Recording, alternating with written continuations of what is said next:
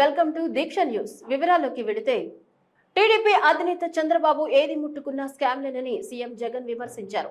ఆయన హయాంలో స్కీమ్ల గురించి కాకుండా స్కామ్ల గురించి ఆలోచించారని ఎద్దేవా చేశారు. చంద్రబాబు హయాంలో ఎప్పుడూ కరువేనని, రైతు రుణమాఫీ మాట తప్పారని విమర్శించారు. 14 ఏళ్లు సీఎంగా ఉన్న చంద్రబాబు రైతులకు చేసిందేమీ లేదని, వారికి పెట్టుబడి సాయం అందించాలన్న ఆలోచనే చేయలేదని మండిపడ్డారు.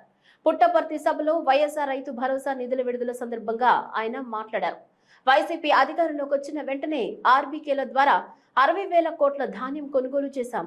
పంట సీజన్లో నష్టం జరిగితే అదే సీజన్లో ఇన్పుట్ సబ్సిడీ అందిస్తున్నాం.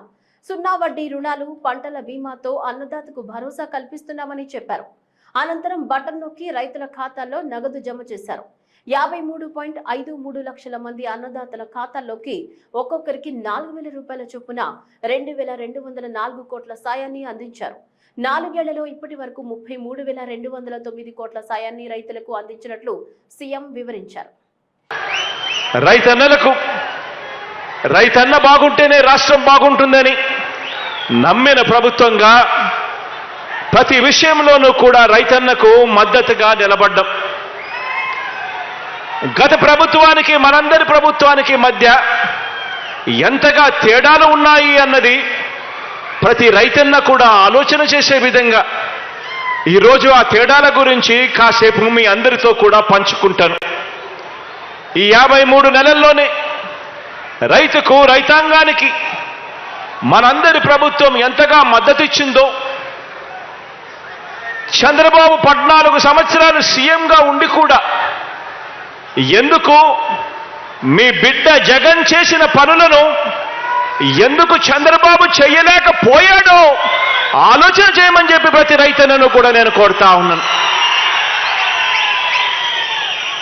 ఈరోజు గత ప్రభుత్వంలో ఎప్పుడూ కూడా లేని విధంగా, గతంలో ఎప్పుడూ కూడా జరగని విధంగా, చూడని విధంగా ప్రతి రైతన్న కూడా పెట్టుబడి సమయంలో రైతన్న ఇబ్బంది పడకూడదు. ఈరోజు రాష్ట్రంలో దాదాపుగా 50% మంది రైతన్నలు, ఈరోజు ప్రతి రైతన్నకు ఉన్నది కేవలం 1/2 హెక్టార్ లోపు మాత్రమే. అదే 1 హెక్టార్ దాకా తీసుకుంటే ఈరోజు రాష్ట్రంలో 70% మంది రైతన్నలు కనిపిస్తారు. మరి ఇలాంటి రైతన్నలకు కేవలం 1/2 హెక్టార్ లోపు ఉన్న ఇలాంటి రైతన్నలు 50% మంది ఉన్న మన రాష్ట్రంలో ఈ 13,500 రూపాయలు పెట్టుబడి సహాయం కింద రైతన్నకు సరైన సమయంలో ఇవ్వకపోతే రైతన్నలు ఎలా బతుకుతారు? రైతన్నలకు పెట్టుబడికి డబ్బులు ఎక్కడి నుంచి వస్తాయి? ఆ రైతన్న వ్యవసాయం ఎలా చేసుకోగలుగుతాడు? అప్పుల పాలు కాకుండా రైతన్న ముందడుగు ఎలా వేయగలుగుతాడు అని గతంలో ఎప్పుడు ఆలోచన చేసిన పరిస్థితులు లేవు.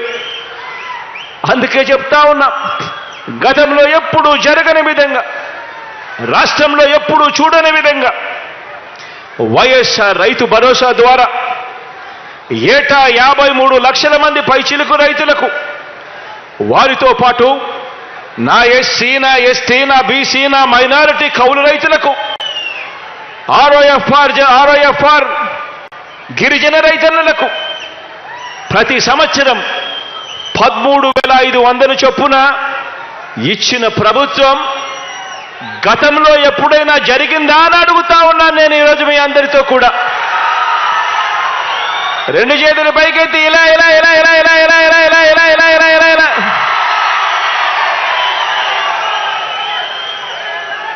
మరి 14 సంవత్సరాలు ముఖ్యమంత్రిగా ఉండి కూడా, 3 సార్లు ముఖ్యమంత్రి కుర్చీలో కూర్చొని ఉండి కూడా మరి గతంలో చంద్రబాబు నాయుడు గారి బుర్రకు ఇలాంటి మంచి రైతన్నలకు చేయాలి అన్న ఆలోచన ఎందుకు రాలేదు అని చెప్పి ప్రతి రైతన్న ఆలోచన చేయమని కోరుతా ఉన్నాను. ఈరోజు నేను అడుగుతా ఉన్నాను, విత్తనం నుంచి పంట అమ్మకం వరకు గతంలో ఎప్పుడైనా కూడా చూశారా అని అడుగుతా ఉన్నా. ఈరోజు మన గ్రామంలో ఏ గ్రామానికి వెళ్ళినా కూడా విత్తనం నుంచి పంట అమ్మకం వరకు ప్రతి రైతన్నను కూడా గ్రామ స్థాయిలోనే చెయ్యి పట్టుకొని నడిపించేందుకు ఏకంగా 10,778 రైతు భరోసా కేంద్రాలు ఏర్పాటు చేసి ప్రతి రైతన్నకు కూడా పంట విత్తనం వేసిన మొదటి రోజు నుంచి పంట అమ్మకం వరకు ప్రతి అడుగులోనూ కూడా రైతన్నను చెయ్యి పట్టుకొని నడిపించే కార్యక్రమం ఈరోజు జరుగుతూ ఉంది అనంటే అది కేవలం మీ బిడ్డ ప్రభుత్వంలో మాత్రమే జరుగుతూ ఉంది. మరి 14 సంవత్సరాలు ముఖ్యమంత్రిగా పరిపాలన చేసినప్పుడు ఆ చంద్రబాబు నాయుడు గారికి ఆయన హయాంలో ఆయన ఎందుకు చేయలేకపోయాడు ఈ కార్యక్రమం అని చెప్పి కూడా ఆలోచన చేయమని అడుగుతా ఉన్నా ప్రతి రైతన్నకు. ఆంధ్రప్రదేశ్లో జరుగుతున్న కక్ష సాధింపు రాజకీయాలు, వ్యవస్థల విధ్వంసం, ప్రజాకంటక పాలనపై గవర్నర్ జస్టిస్ అబ్దుల్ నజీర్ కు నారా లోకేష్ ఫిర్యాదు చేశారు.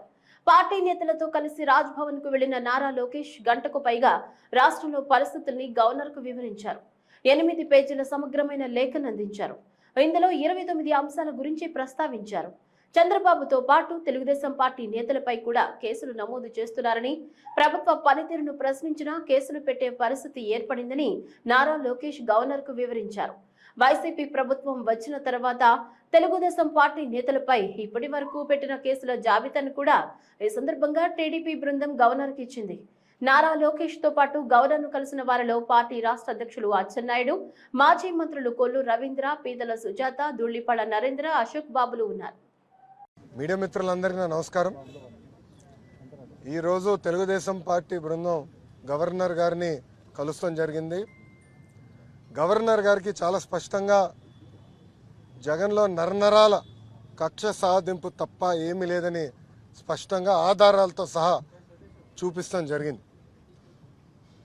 ఒకవైపు ప్రతిపక్ష పార్టీలపైన ఆయన కక్ష సాధింపు ఎలా చేస్తున్నారో, ఎలా అచ్చెన్నాయుడు గారు కానివ్వండి, కొల్లు రవీంద్ర గారు కానివ్వండి, అటు ధూళిపాళ నరేంద్ర గారు కానివ్వండి, ఏం తప్పు చేయకపోయినా 50 రోజులు, 60 రోజులు, 70 రోజులు, 80 రోజులు జైలుకి ఎలా పంపించారో కూడా గవర్నర్ గారు చెప్తాం జరిగింది. అంతేకాకుండా తాడిపత్రిలో ఉన్న మాజీ శాసనసభ్యులు జేసీ ప్రభాకర్ రెడ్డి గారి పైన ఎట్లా 100 కేసులు పెట్టి నిన్న మొన్న కూడా ఒక కేసు పెట్టి వేధిస్తున్నారో ఆయనకు చెప్తాం జరిగింది. ఈ ప్రభుత్వ అధికారంలోకి వచ్చిన తర్వాత దాదాపు 260 కేసులు తెలుగుదేశం పార్టీ సీనియర్ నాయకులపైన ఎలా పెట్టారో కూడా వివరాలతో సహా మేము గవర్నర్ గారికి ఇస్తాం జరిగింది. అంతేకాకుండా రాష్ట్ర వ్యాప్తంగా తెలుగుదేశం పార్టీ కార్యకర్తలపైన, సానుభూతి పరులపైన 60,000 కేసులు ఎలా పెట్టారో కూడా గవర్నర్ గారికి చూపిస్తాం జరిగింది. నేను యువగలం పాదయాత్ర చేసినప్పుడు నా పైన కానీ, నాయకుల పైన కానీ, వాలంటీర్ల పైన ఎలా కేసులు బనాయించారో కూడా చెప్తాం జరిగింది. ఇంకో పక్కన దాదాపు 3 సార్లు ముఖ్యమంత్రిగా పనిచేసిన చంద్రబాబు నాయుడు గారి పైన కూడా దొంగ కేసులు పెట్టి ఆధారాలు లేకపోయినా, 17A పర్మిషన్ లేకపోయినా ఆయన ఎలా సతాయించారు, ఎలా జ్యుడిషియల్ రిమాండ్కి పంపించారో కూడా గవర్నర్ గారికి వివరిస్తాం జరిగింది. దాంట్లో చాలా స్పష్టంగా 3,000 కోట్ల అవినీతి అన్నారు, దాని తర్వాత 370 కోట్ల అవినీతి అన్నారు, ఇప్పుడు 27 కోట్ల అవినీతి అని చెప్పారు. అది కూడా పార్టీ అకౌంట్లో ఎక్కడో డబ్బులు పడినాయని చెప్పి ఎలా ఈ ప్రభుత్వం ఎలాంటి ఆధారాలు లేకుండా చంద్రబాబు నాయుడు గారిని ఇబ్బంది పెట్టిందనేది గవర్నర్ గారి దృష్టికి తీసుకెళ్తాం జరిగింది. ఇంకో పక్కన పవన్ కళ్యాణ్ గారు ఆనాడు రాష్ట్రానికి రావాలనుకున్నప్పుడు ఎలా అడ్డుపడ్డారో కూడా చెప్తాం జరిగింది. ఇంకొక పక్కన ప్రజల పైన కూడా ముఖ్యమంత్రి ఎలా కక్ష సాధింపు చేస్తున్నాడు కూడా చెప్తాం జరిగింది. అమర్నాథ్ గౌడ్ ఘటన గురించి కూడా ఆయన దృష్టికి తీసుకెళ్ళాం. శ్యామ్ కుమార్ దళిత కుర్రోడు పైన ఎలా వైకాపా నాయకులు ప్రవర్తించారో చెప్పాం. మిస్బా 10వ తరగతి పాప మిస్బా బాగా చదువుతుంది, వైకాపా నాయకుడు కూతురు 2nd ర్యాంక్ వస్తుందని చెప్పి మిస్బాకి టీసీ ఇచ్చి పంపిస్తే ఆ మిస్బా ఆత్మహత్య చేసి ముందల లేఖ రాసి వైకాపా నాయకుడే కారణం రాసి ఆత్మహత్య ఎలా చేసుకుంది కూడా ఆయన దృష్టి తీసుకెళ్ళాం. ఇంకో పక్కన జ్యుడిషియరీ పైన కూడా ఎలా ఈ ప్రభుత్వం గతంలో దాడులు చేసింది, ఇప్పుడు కూడా దాడులు ఎలా చేస్తుందో, వైకాపా నాయకులు కార్యకర్తలు ఎలాంటి దాడులు చేశారో కూడా ఆయన దృష్టికి తీసుకెళ్తాం జరిగింది. అంటే రాష్ట్ర వ్యాప్తంగా ప్రజల తరపున ఎవరైతే పోరాడతారో, వాళ్ళ హక్కుల కోసం ఎవరైతే పోరాడతారో, ప్రభుత్వాన్ని ప్రశ్నిస్తారో, వాళ్ళపైన ఎలాంటి దొంగ కేసులు పెట్టి ఎలాంటి ఇబ్బంది పెడుతున్నారో గవర్నర్ గారి దృష్టికి తీసుకెళ్ళాం. అధికార పార్టీ నేతలైతే ఏమైనా చేయొచ్చన్న ధీమానో లేక తమ అభిమాన నాయకుడి మీద ఎనలేని అభిమానమో ఏది ఏమైనా కాకినాడలో వైఎస్ఆర్ కాంగ్రెస్ పార్టీ నేతలు చేసిన పని మాత్రం విమర్శలకు తావిచ్చింది. సీఎం జగన్ ఫ్లెక్సీకి అడ్డుగా ఉందని ట్రాఫిక్ లైట్ ని తొలగించేశారు వైఎస్ఆర్ కాంగ్రెస్ పార్టీ శ్రేణులు. ట్రాఫిక్ లైట్ కంటే తమ నాయకుడి ఫ్లెక్సీని ముఖ్యం అనుకుని ఉంటారు.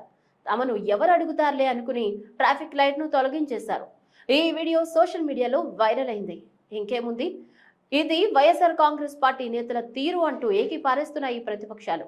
కాకినాడలో వైఎస్ఆర్ కాంగ్రెస్ పార్టీ బస్సు యాత్ర సందర్భంగా ఈ సంఘటన జరిగినట్లు తెలుస్తోంది.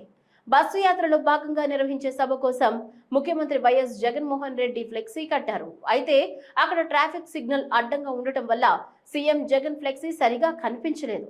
దీంతో వైఎస్ఆర్ కాంగ్రెస్ పార్టీ శ్రేణులు ఎంచక్క ట్రాఫిక్ సిగ్నల్ ను ఓడదీశారు. సీఎం జగన్ ఫ్లెక్సీ స్పష్టంగా కనిపించేలా చూసుకున్నారు.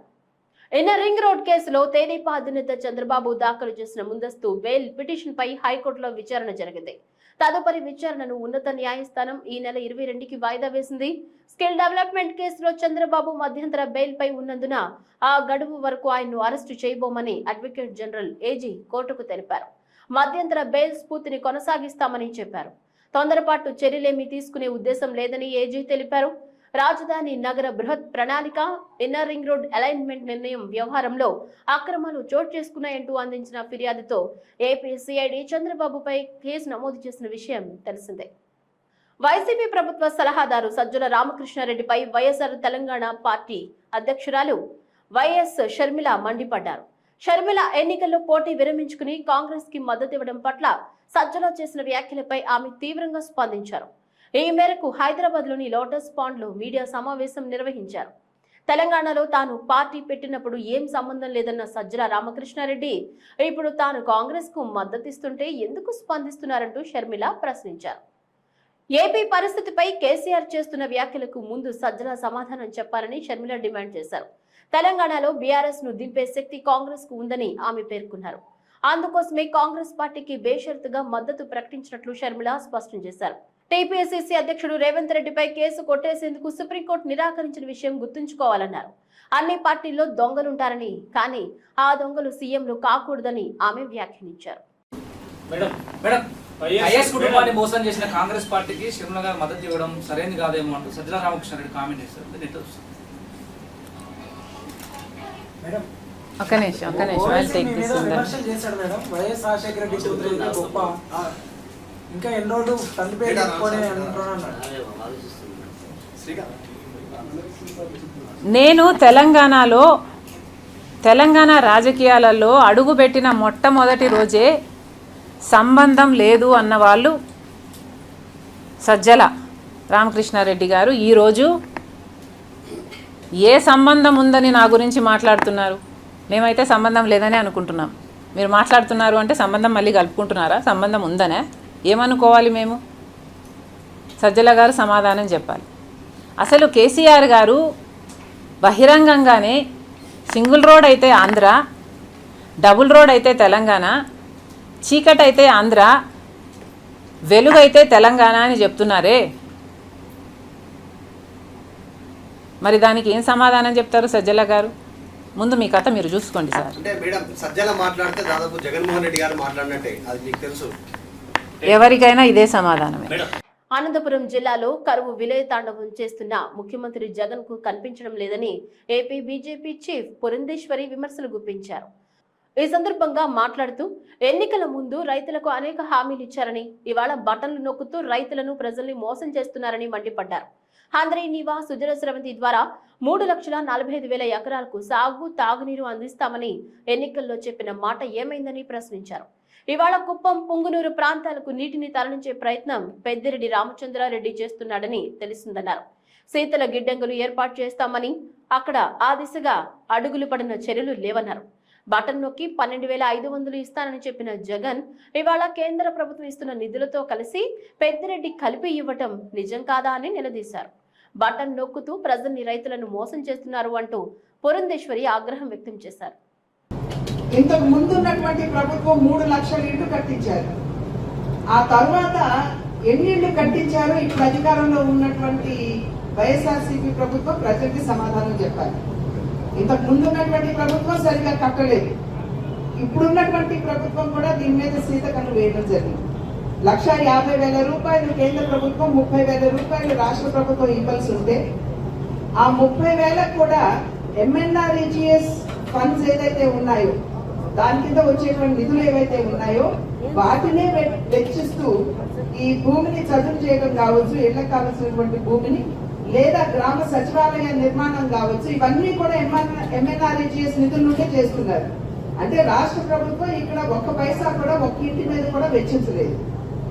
అదేవిధంగా జల్ జీవన్ మిషన్ కింద ప్రతి ఇంటికి కూడా కుళాయిలో నీరు ఉండాలి అని చెప్పి భావించి పెద్ద ఎత్తున సొమ్ము ఇచ్చినట్లయితే ఇక్కడ అసలు ఎన్ని ఇళ్లకి ఇంకా మనం హిందూపురంలో కావచ్చు, అదే విధంగా ఇతర ప్రాంతాల్లో కావచ్చు ఉన్నటువంటి నీటి ఎద్దడి ఏదైతే ఉందో మనందరికీ తెలియనటువంటి విషయం కాదు.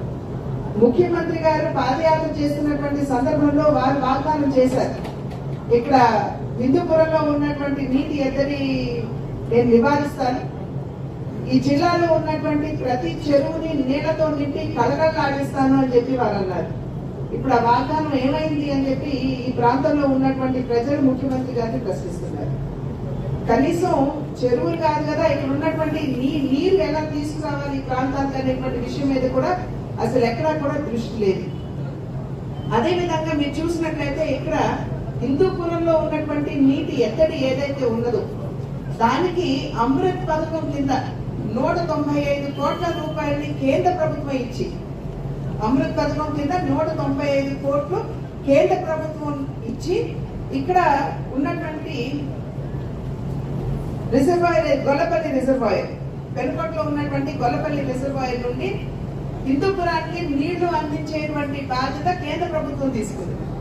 కేంద్ర ప్రభుత్వం ఇచ్చినటువంటి 195 కోట్ల నిధులతోటే ఇవాళ ఇక్కడ పైప్ లైన్ వేయడం కానీ నీళ్లు తీసుకురావడం కానీ చేసేటువంటి పరిస్థితిలో ఇవాళ రాష్ట్ర ప్రభుత్వం ఉన్నది అంటే ఉన్నదంటే రాష్ట్ర ప్రభుత్వం తన బాధ్యతను విస్మరించినట్లే కాదా? జగనన్న ఆరోగ్య సురక్ష, వై ఏపీ నీడ్స్ జగన్ 2 ముఖ్యమైన కార్యక్రమాలపై సీఎం జగన్ సమీక్షా సమావేశం ఏర్పాటు చేశారు. ఈ సమీక్షలో సీఎం జగన్ కలెక్టర్లకు, అధికారులకు కీలక సూచనలు చేశారు. జగనన్న ఆరోగ్య సురక్షలో సాధించిన పురోగతి గురించి సీఎంకు అధికారులు వివరించారు. జగనన్న ఆరోగ్య సురక్ష చాలా ముఖ్యమైంది. వైద్య శిబిరాల నిర్వహణ దాదాపు చివరి దశకు వచ్చింది. 10,032 గ్రామ సచివాలయాల్లో దాదాపు 98% వార్డు సచివాలయాల్లో 77% శిబిరాల నిర్వహణ పూర్తయింది. శిబిరాల్లో గుర్తించిన పేషెంట్లకు చేయూతనివ్వడం చాలా ముఖ్యం.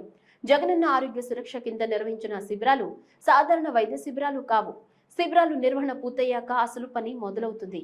శిబిరాల్లో గుర్తించిన పేషెంట్లకు పూర్తి స్థాయిలో చేయూతనివ్వడం అన్నది అత్యంత ముఖ్యమైనది. కుటుంబంలో ఆరోగ్య సమస్యలు ఎదుర్కొంటున్న వారికి నయం అయ్యేంత వరకు మనం చేదోడుగా నిలుస్తాం. This is just not an ordinary health camp. Ordinary health camp అంటే అప్పటికప్పుడు హెల్త్ క్యాంప్ కండక్ట్ చేస్తాం, హెల్త్ క్యాంప్కి వచ్చిన వాళ్ళకి అప్పటికప్పుడు ఏదో చూడడం చేస్తాం, ఎంబెడ్ కావాలి. This is just not an ordinary health camp. Ordinary health camp అంటే అప్పటికప్పుడు హెల్త్ క్యాంప్ కండక్ట్ చేస్తాం, హెల్త్ క్యాంప్కి వచ్చిన వాళ్ళకి అప్పటికప్పుడు ఏదో చూడడం చేస్తాం, చూసిన తర్వాత వాళ్లకు మందులు కూడా ఇచ్చేస్తాం. This is not an ordinary health camp. దీంట్లో most important part starts after the camp. That is the hand holding part. That is the reason why this Jagananna Arogya Suraksha camp is so important. ఇది ఖచ్చితంగా imbibe కావాల్సిన అవసరం ఉంది. ఇప్పుడు almost health camps are coming to a closure where I think as it is గానే door to door survey or rather screened households చూస్తే almost 91% in urban areas లో almost more or less the houses have been screened. జల్లడబట్టే కార్యక్రమం, ప్రతి ఇంటికి వెళ్ళడం, ప్రతి ఇంట్లో కూడా ఏ ఆరోగ్య సమస్య అయినా కానీ ఎవరికి ఉన్నా కూడా వారిని ఐడెంటిఫై చేసిన వాళ్ళను మనం హ్యాండ్ హోల్డ్ చేసి వాళ్ళకు ట్రీట్మెంట్ ఇప్పించడం. ఎల్వి ప్రసాద్ ఆసుపత్రిలో టీడీపీ అధినేత చంద్రబాబు నాయుడుకు కంటి శస్త్రచికిత్స ముగిసింది. దాదాపు 2 గంటల పాటు చంద్రబాబుకు ఎల్వి ప్రసాద్ వైద్యులు సర్జరీ చేశారు. సర్జరీ అనంతరం ఎల్వి ప్రసాద్ ఆసుపత్రి నుంచి కాన్వాయ్లో టీడీపీ చీఫ్ ఇంటికి బయలుదేరి వెళ్లిపోయారు. జూన్లో చంద్రబాబు ఎడమ కంటికి సర్జరీ జరగగా మంగళవారం కుడి కంటికి శస్త్రచికిత్స జరిగింది. సోమవారం ఏఐజీలో చంద్రబాబుకు వైద్యులు చర్మ సంబంధిత పరీక్షలు నిర్వహించారు. దాచేపల్లి మండలంలో పనిచేస్తున్న అక్రిడేషన్ కలిగిన జర్నలిస్టులకు ముఖ్యమంత్రి జగన్మోహన్ రెడ్డి 3 సెంట్ల ఇళ్ల స్థలాలు కేటాయిస్తూ తీర్మానం చేయడం పట్ల దాచేపల్లి ప్రెస్ క్లబ్ సభ్యులు హర్షం వ్యక్తం చేశారు. ఈ సందర్భంగా జగన్మోహన్ రెడ్డి చిత్రపటానికి పాలాభిషేకం చేశారు. ఈ కార్యక్రమానికి ముఖ్య అతిథిగా గురజాల శాసనసభ్యులు కాసు మహేష్ రెడ్డి పాల్గొని క్షీరాభిషేకం చేశారు. అనంతరం మాట్లాడుతూ సమాజంలో 4th పిల్లర్ గా ఉన్న జర్నలిస్టులకు ఎప్పటి నుంచో సొంత ఇంటి కలను సాకారం చేయాలనే ఉద్దేశంతో ముఖ్యమంత్రి 3 సెంట్ల స్థలాన్ని కేటాయించడం, ఎన్నికల ముందు ఇచ్చిన హామీని నిలబెట్టుకున్నారని హర్షం వ్యక్తం చేశారు. ఈ ప్రక్రియ 2 వారాల్లోనే పూర్తి చేస్తామని ఆయన తెలిపారు. ఈ కార్యక్రమంలో దాచేపల్లి ప్రెస్ క్లబ్ అధ్యక్షులు, సభ్యులు, జర్నలిస్టులు పాల్గొన్నారు. ఇంట్లో వాళ్ళ బిడ్డలు వాళ్ళ కుటుంబంతో హాయిగా గడపాలనే కోరిక వాళ్ళకు కూడా సఫలీకృతం కావాలని జగన్మోహన్ రెడ్డి గారు చరిత్రాత్మకంగా 3 సెంట్లు, అది పట్టణాలు కావచ్చు, మధ్యతరగతి పట్టణాలు, ఏ పట్టణంలో వాళ్ళు ఎక్కడుంటున్నారో అక్కడ వెసులుబాటు కల్పించేటట్టు తప్పకుండా వచ్చే, నేనేమి 2-3 నెలలు కూడా చెప్పట్లేదు, వచ్చే 2-3 వారాల్లోనే ఇక్కడ అక్రెడిషన్ ఉన్న వాళ్ళకి, అక్రెడిషన్ లేని వాళ్ళకి కూడా వీలైనంత వరకు పట్టాలు వచ్చేటట్టు చేస్తాం. మరి ఇప్పటికే పిడుగురాళ్ళలో వాళ్ళకి స్థలాలు చూపెట్టాం. రానున్న 2-3 వారాల్లో దాచేపల్లిలో కూడా వాళ్ళ కళ సాకారం అయ్యేటట్టు మేమందరం వైఎస్ఆర్సీపీ నాయకులు ప్రయత్నం చేస్తామని తెలియజేస్తాం. పల్నాడు జిల్లా కలెక్టర్ శివశంకర్ ని చిలుకలూరిపేట మండలం రాజాపేట ఏపీఆర్ఎస్ గురుకుల పాఠశాలకి చెందిన 5గురు 10వ తరగతి విద్యార్థులు కలిశారు. తమని స్కూల్ పీఈటీ టీచర్ బండ్ల అశోక్ అకారణంగా కొడుతున్నాడని ఫిర్యాదు చేశారు. అన్నంలో పురుగులు వస్తున్నాయని, మరుగుదొడ్లు, మంచినీటి వసతి లేవని కలెక్టర్ కి విద్యార్థులు ఫిర్యాదు చేశారు. విద్యార్థులతో పాటు కలెక్టర్ శివశంకర్ ను పాఠశాల హెచ్ఎం కలిశారు. నేను 10వ తరగతి చదువుతున్నాను ఏపీఆర్ఎస్ స్కూల్లో. పొద్దున పీఈటీ సార్ వచ్చారు. దెబ్బ వచ్చి మా క్లాసు సూర్యప్రకాశ్ అనే అబ్బాయిని కొట్టాడు. ఎందుకు కొట్టాడో కూడా తెలియదు, కొట్టి వెళ్ళిపోయాడు. తర్వాత తీరా అడిగితే క్లీనింగ్ చేయలేదని చెప్పారు సార్. క్లీనింగ్ చేసే అబ్బాయికి కూడా క్లీనింగ్ లెటర్ ఎవరు చెప్పలేదు సార్. తర్వాత తెలుసుకొని మేము చెప్పాక క్లీనింగ్ చేస్తున్నాడు. క్లీనింగ్ చేస్తుంటే వచ్చి కొట్టేసి వెళ్ళిపోయాడు. ఆ అబ్బాయికి వాతలు బాగా పడ్డాయి సార్. పడితే అది అని తర్వాత అది కాక ప్రిన్సిపల్ మేడం ఉన్నంతసేపు ఏమనలేదు. తర్వాత ప్రిన్సిపల్ మేడం 2 రోజులు లీవ్ పెట్టారు. సార్ ఎవరు పర్మిషన్ లేకుండా వచ్చారు. వచ్చి మీ సంగతి చూస్తా అని 4 ఉన్నారు సార్. బండ్ల అశోక్ సారు, పీటీ సార్, తర్వాత మ్యాథ్స్ సారు బాలకృష్ణ సార్, తర్వాత GLN madam sir, Lakshmi Narasimha madam, ఆమె సోషల్, తర్వాత లావణ్య మేడం సార్. 4 బాగా టార్గెట్ చేసి అందరం కొడుతున్నారు సార్. తర్వాత ఈ 2 రోజులు ఫుడ్ బాగాలేదు సార్. బాగా ఫుడ్ ఏమో ఒకరోజు సంగటిగా ఉంది, ఒకరోజు మాడిపోయింది. తర్వాత డ్రింకింగ్ వాటర్ లేవు సార్. ఆ 2 రోజులు బాగా ఇబ్బంది పడ్డా. ఇంటికాడ నుండి తెచ్చుకున్న తిని ఆ 2 రోజులు పస్తులు కొనుక్కున్నాం సార్. తర్వాత ఇలా భరించలేక కలెక్టర్ సార్కి మా బాధ చెప్తున్నామని రోడ్డు మీద వస్తుంటే వాళ్ళు ఆపడానికి ప్రయత్నించారు సార్. మేము ఆపలేదు సార్. తర్వాత పోలీసులు ఫోన్ చేశారు సార్. అలా పోలీసులు ఏమో స్కూల్ కాడికి వెళ్ళి వచ్చారు సార్. తర్వాత స్కూల్ కాడ ఏమైందో తెలియదు. మా కాడికి వచ్చి మమ్మల్ని ఆపారు. మీరు ఎందుకు వెళ్తున్నారు, అసలుకి ఏంది మీ బాధ అని అడిగారు సార్. మేమైతే ఫుడ్ బాగా, ఎడ్యుకేషన్ లేదు, మమ్మల్ని టార్గెట్ చేస్తున్నారు, ఈ 3 చెబితే ఈ 3 చెప్పి అయిపోయాక తర్వాత పోలీసులు ఎంఆర్ఓ మేడానికి ఫోన్ చేశారు సార్. ఫోన్ చేసినప్పుడు ఈ 3 చెప్పారు, బాగానే ఉంది సార్. తర్వాత ప్రిన్సిపల్ మేడం టార్గెట్ చేస్తున్నారని కూడా చెప్పారు సార్. మేము చెప్పినాం సార్, ప్రిన్సిపల్ మేడం ఎవ్వరు మాకు ఏమైనా రచ్చగొట్ల, మా అంతటికి మేము వచ్చిన మా బాధలు పడలేక అని చెబితే కాదు, మళ్ళీ ఎవరికి ఫోన్ చేసి ప్రిన్సిపల్ మేడం టార్గెట్ చేస్తుంది. ఆ స్కూల్ కాడికి వెళ్ళినప్పుడు వాళ్ళు ఏదో చెప్పుకుంటారు సార్. దీంట్లో ప్రిన్సిపల్ మేడం తప్పేం లేదు సార్. ఇది ఇక్కడ జరిగింది. తర్వాత కలెక్టర్ ఆఫీస్కి వచ్చింది సార్. మీ మేడం ప్రిన్సిపల్ మేడం పేరు ఏం పేరు? ఉషారాణి మేడం గారు. ఇప్పుడు మీ పీటీ మాస్టర్ ఎప్పుడు ఛార్జ్ చేసుకున్నాడు? 2 డేస్ అయితే 2 డేస్. అది 2 డేస్ ప్రిన్సిపల్ మేడం లేని సమయం చూసి వచ్చేసారు. మీకు తెలుసా ఆయన ఛార్జ్ తీసుకున్నాడని? తెలియదు. తెలియకుండానే మిమ్మల్ని కొట్టారు. ఈ వార్తలు ఇంతటితో సమాప్తం. తిరిగి మరొక బిడ్డల్లో మళ్ళీ కలుసుకుందాం. అంతవరకు సెలవు. నమస్కారం.